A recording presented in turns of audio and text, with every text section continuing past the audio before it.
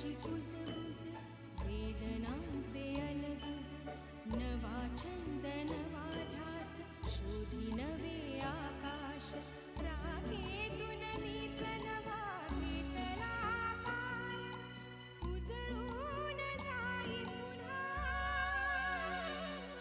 अवघाची हा संसार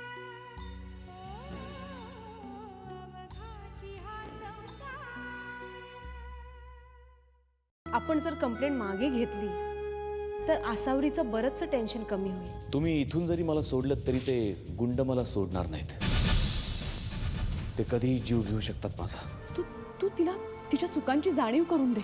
काय त्यांच्यावरचे सगळे आरोप त्या शारदा राजेंनी परत घेतलेत म्हणून त्यांना सोडतोय. म्हणजे शार्दूल हर्षवर्धनचा मुलगा आहे. मी तिला काही केलंच नव्हतं म्हणून तर तिने केस मागे घेतली, माझ्यावरती सगळे चार्जेस मागे घेतले.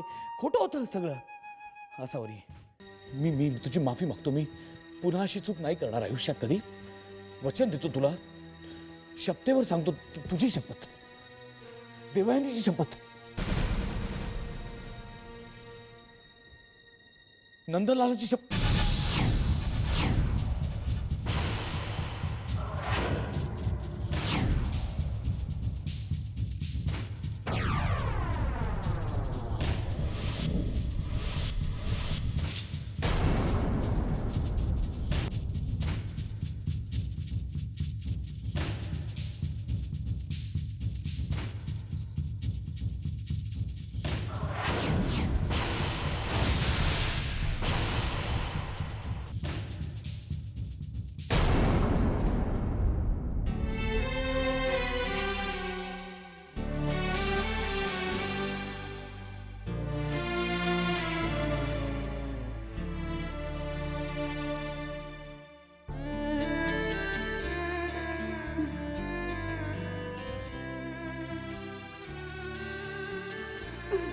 वासंती,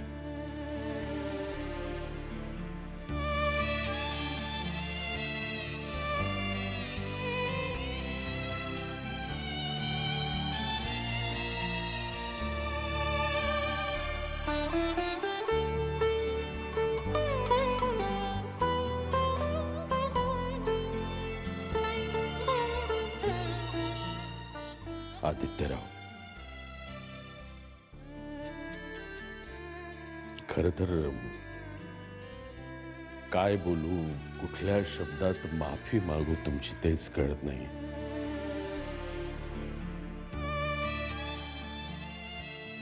जे काही माझ्या मुलीनं केलं ते क्षमा करण्यायोग्य नाही. आणि मला बोलण्यासारखं काही ठेवलंच नाही तिने. अक्षम्य अपराध केलाय, पण तरी सुद्धा बाप आहे ना मी तिचा.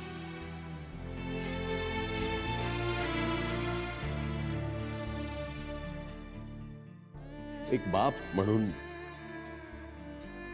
तुमच्यासमोर हात जोडून माफी मागतो मी तुमची की तिचे अपराध पोटात घ्यावा प्लीज.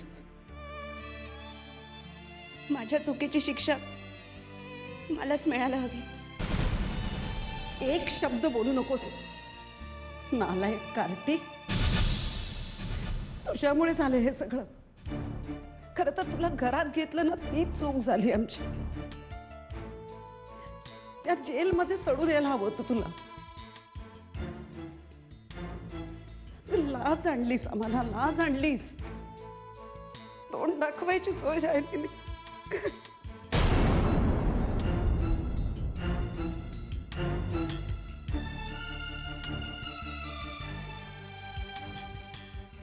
शांत हो वासंती, अजिबात रडायचं नाही. तिला जे करायचं होतं ते केलं ना तिने. घडलं, झालं, होऊन गेलं. आता आपण आपलं कर्तव्य करायचं. हात जोडून माफी मागायची आदित्यरावांची, बस.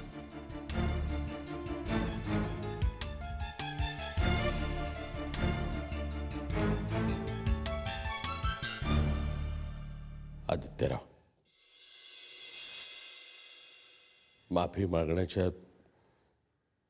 लायकीचा गुन्हा तर नाही आहे, पण तरी सुद्धा मी पुन्हा एकदा माफी मागतो तुमची. पण निर्णय तुम्ही घ्यायचा आहे. तिला माफ करायचं की नाही ते तुम्ही ठरवायचं. आणि जो निर्णय तुम्ही घ्याल तो मान्य असेल आम्हाला. बाबा, बाबा, मी काय निर्णय घेणार? हे आयुष्य तिचं आहे. तिला जर माझ्यावर राहायची इच्छा नसेल तर मी तरी काय करणार? मी तिच्यावर कुठलंही दडपण आणणार नाही. तिला हवं ते तिने करावं, कारण तो आता माझा अधिकार नाही.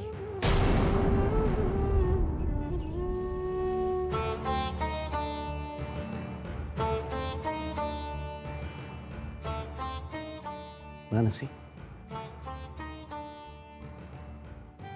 मी खरंच खूप मनापासून प्रेम केलं तुझ्यावर.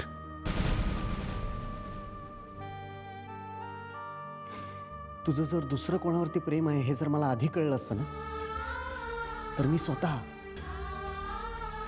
तुला त्याच्याकडे घेऊन गेलो असतो आणि माझ्या बंधनातून मुक्त केलं असतं.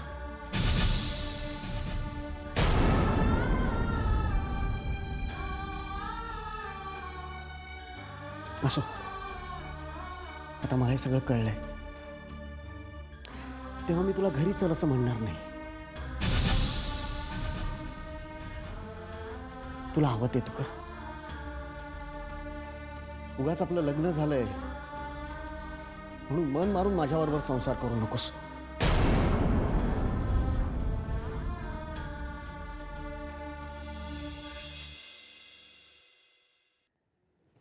येतो मी. थांबा.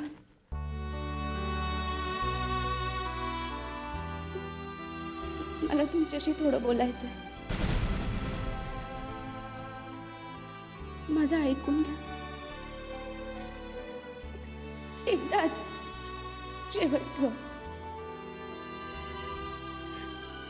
प्लीज.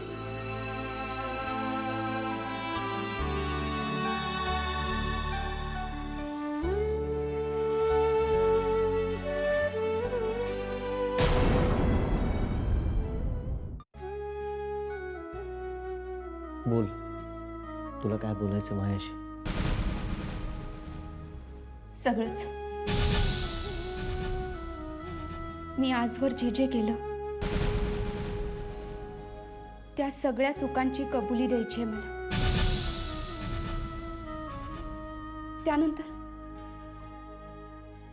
त्यानंतर तुम्ही मला हवी ती शिक्षा द्या. पण प्लीज प्लीज एकदा माझं ऐकून घ्या.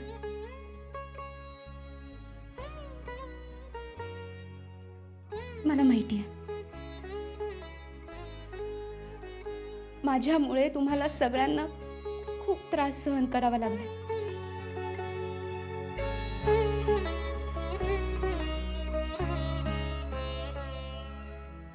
मी जे केलं तो फार मोठा अपराध आहे. मला मान्य आहे. माझं निरंजनवर प्रेम होतं, पण तो वाया गेलेला मुलगा आहे हे कळल्यावर मी स्वतःच त्याच्यापासून दूर गेले आणि तुमच्याशी लग्न केलं. तुमच्याशी लग्न केल्यावर मी निरंजनला माझ्या मनातून पूर्णपणे काढून टाकलं होतं. त्याचा आणि माझा काहीच संबंध नव्हता. ठरवलं होतं तुमच्या बरोबर सुखाचा संसार करायचा. पण त्यावेळी तुम्हीच तुमच्या बायकोच्या आठवणीतून सावरलेले नव्हता. माझ्या भावना तुम्ही समजूनच घेतल्या नाहीत. आणि अशातच निरंजन माझ्या आयुष्यात पुन्हा आला. त्यांनी त्याच्या गोड गोड बोलण्यात मला फसवलं. तुमच्या विरुद्ध माझ्या मनात विष कालवलं.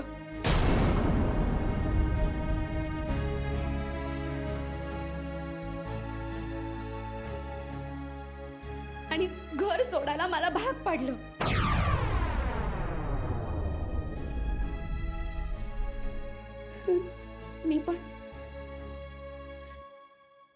मी पण पुरळ पडल्यासारखी त्याच्या मागे मागे गेले.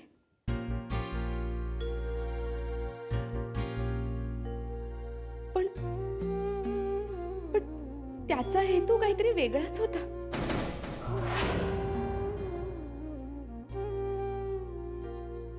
मी त्याला सोडून तुमच्याशी लग्न केलं.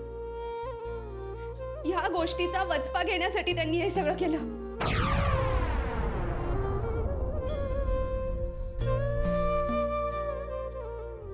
मला माझी चूक कळली, पण तोवर खूप उशीर झाला होता.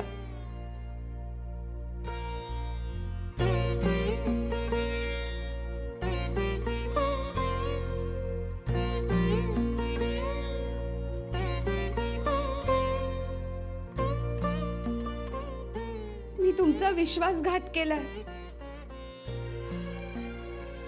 प्लीज मला माफ करा.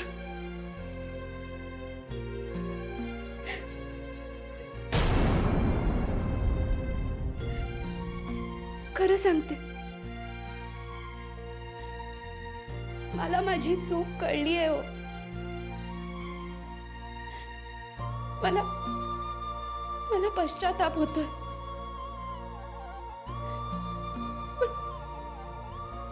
पण मला एक संधी द्या. मी केलेल्या चुकांचं प्रायश्चित करण्यासाठी.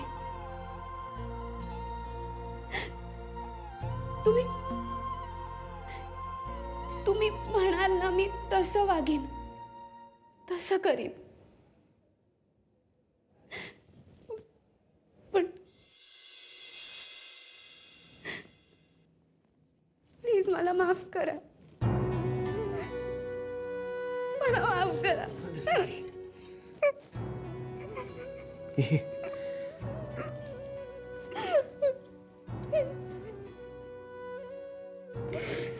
माझी बाई नेहमी म्हणायची, माणसाने कितीही चुका केल्या तरी जेव्हा त्याच्या डोळ्यातून पश्चातापाचे अश्रू गळतात तेव्हा त्याने केलेल्या चुका, त्याने केलेले सगळे गुन्हे त्या अश्रूंबरोबर वाहून जातात. तुला तुझी चूक कळेल ना?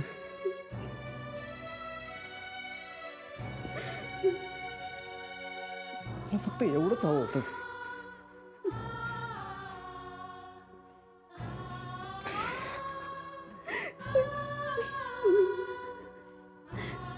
तुम्ही मला माफ केलं. हो.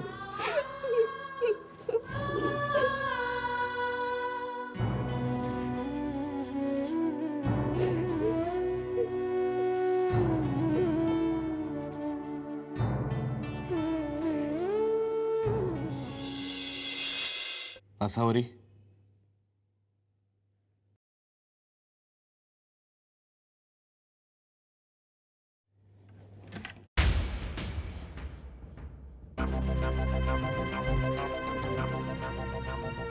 आसावरी,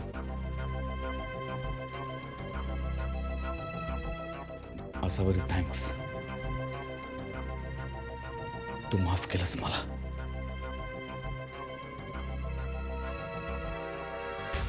मला माहिती आहे तुला खूप राग आलाय माझा.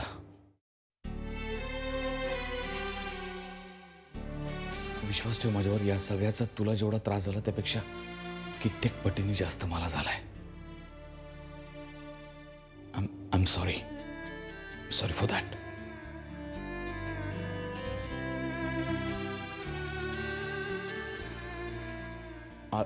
आजपर्यंत प्रत्येक सुखदुःखात तुम्हाला साथ दिली आहेस आसावरी. प्रत्येक संकटातून तूच मला वाचवलंस. याही वेळेस या संकटातून सुद्धा तूच मला वाचवलंस. मला माफ केलंस. नाही हर्षवर्धन भोसले, मी तुम्हाला या संकटातून वाचवलं. म्हणजे मी तुम्हाला माफ केलं असं जर तुम्ही समजत असाल तर तो तुमचा गैरसमज आहे.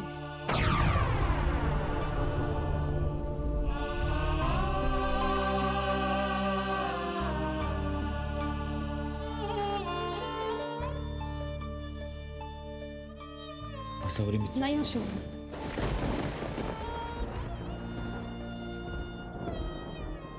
माणूस जेव्हा एकदा चुकतो ना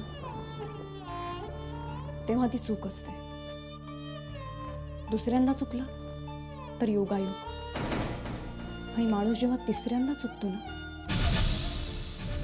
तेव्हा तो गुन्हा असतो.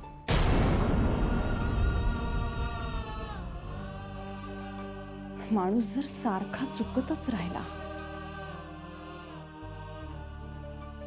तर तो माणूसच चुकीचा असतो. तुम्ही आजवर फक्त चुकत आलात आणि मी तुम्हाला माफ करत गेले. तुम्ही सतत मुद्दाम चुकायचं, मी तुम्हाला माफ करायचं, म्हणजे तुम्ही पुन्हा नव्या चुका करायला मोकळे. हेच चालत आलं ना आजवर.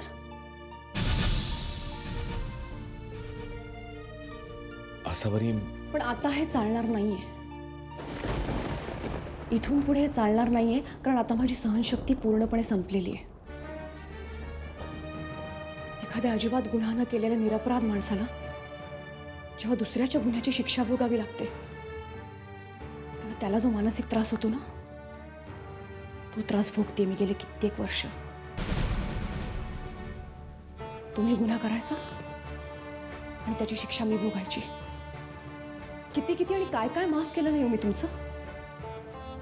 तुम्ही मला मारलात ते मी सहन केलं. तुम्ही माझ्यावर संशय घेतलात, माझ्या चारित्र्यावर संशय घेऊन मला वाटेल ते बोललात ते मी सहन केलं. घरी लग्नाची बायको असताना तुम्ही बाहेरच्या बायकांबरोबर लफडी केलीत. आधी ती प्रियांका, मग ती नैना, आणि आता ही शारदा. तिच्यावर तर तुम्ही हात उगारलात ते सुद्धा सहन केलं मी. प्रत्येक स्त्रीला असं वाटत असतं की समाजात तिच्या नवऱ्याला खूप मान असावा. तिचा नवरा जगातला सर्वश्रेष्ठ नवरा नसेल कदाचित, पण एक चांगला माणूस म्हणून लोकांनी त्याला ओळखावं. माझ्या नशिबी ते सुख कधीच नव्हतं. आयुष्यभर लोकांनी तुमच्यावर केलेले आरोप आणि त्यामुळे माझ्या संसाराची होणारी विटंबना हेच सहन करत आले मी.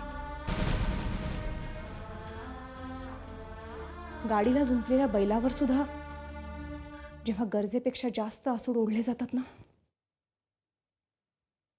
तेव्हा तो सुद्धा प्रतिकार करतो.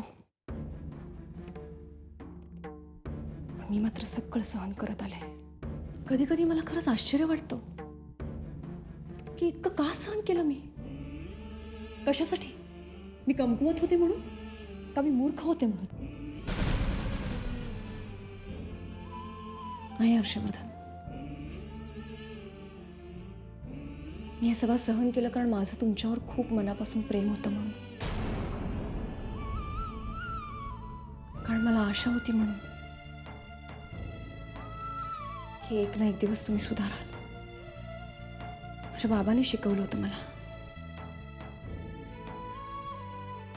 प्रयत्ने वाळूचे कण रगडिता तेलही गळे. हे प्रयत्न करत राहिले,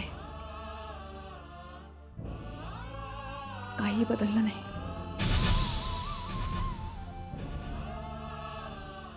एक वेळ पाषाणाला पाझर फुटेल, तुमचं वागणं बदलणार नाही. तुम्हाला असं वाटतं की तुम्ही खूप हुशार आहात, कर्तबगार आहात, धाडसी आहात. हो तुम्ही आहात, पण तुमच्या अविवेकी वागण्याने तुमचे सगळे गुण वाया जातात. संकट तुमच्यावर येत नाहीत, ती तुम्ही ओढवून घेता तुमच्या वागण्यामुळे. आणि हे सगळं तोवर चालू राहील जोवर तुम्ही स्वतःला बदलणार नाही.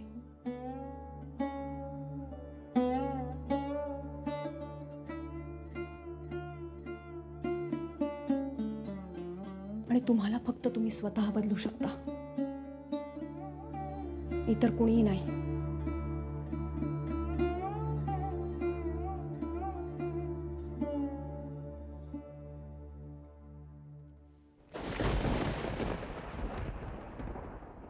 माझे सगळे प्रयत्न संपलेत हर्षवर्धन. खरं तर चुकलेल्या मुलालाही शिक्षा न देणाऱ्या शिक्षकाची मुलगी आहे मी, आणि म्हणूनच हरलेल्या त्यांच्या मुलीला शिक्षाही व्हायलाच हवी. मी तुम्हाला सुधारू शकले नाही, ही माझीच चूक आहे हर्षवर्धन. म्हणूनच शिक्षाही मलाच व्हायला हवी. माझ्या संसारावर, माझ्या नवऱ्यावर, या कपाळाच्या कुंकवावर, माझ्या गळ्यातल्या मंगळसूत्रावर खूप प्रेम केलं मी. आयुष्यभर झटले त्याच्यासाठी. लोकांनी मूर्खात काढलं मला. माझ्या वेड्या प्रेमापोटी सगळं सहन केलं मी. आता नाही. असाल आता.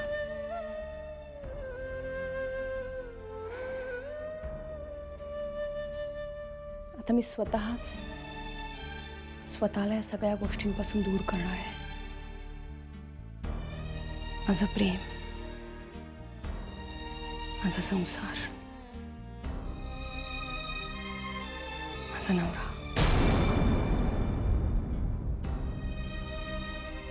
या सगळ्याचा त्याग करणार आहे मी.